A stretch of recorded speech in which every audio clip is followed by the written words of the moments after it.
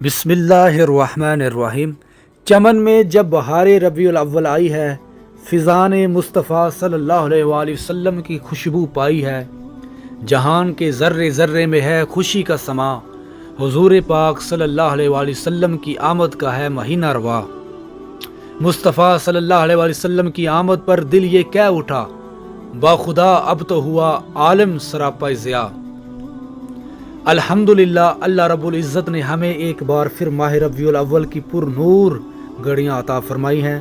یہ وہ بابرکت مہینہ ہے جس میں رحمت دو عالم سرور کائنات فخر موجودات حضرت محمد مصطفیٰ صلی اللہ علیہ وآلہ وسلم دنیا میں تشریف لائے۔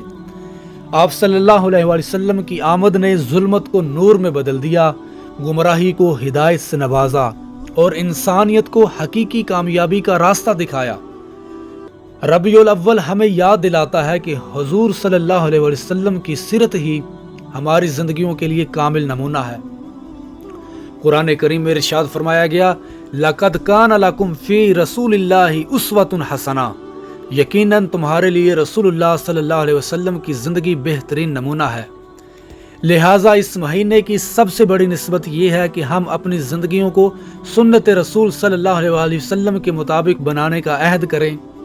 آپ صلی اللہ علیہ وسلم نے ہمیں عدل و انصاف، محبت و بھائی چارہ، خدمت خلق اور سب سے بڑھ کر اللہ کی بندگی سکھائی ہے۔ ربیع الاول کا پیغام یہ ہے کہ ہم خوشیاں ضرور منائیں، لیکن اس خوشی کو حقیقی خوشی تب بنایا جائے گا جب ہم اپنی زندگیوں میں نبی اکرم صلی اللہ علیہ وسلم کی تعلیمات کو اپنائیں۔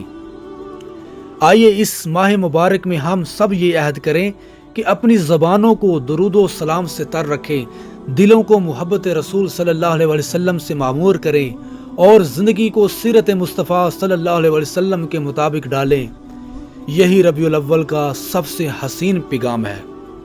اللہ تعالیٰ سے دعا ہے کہ اللہ تبارک و تعالیٰ ہمیں نبی پاک صلی اللہ علیہ وسلم کی سیرت پر عمل کرنے والا بنائے۔ آمین ثم آمین یا رب العالمین۔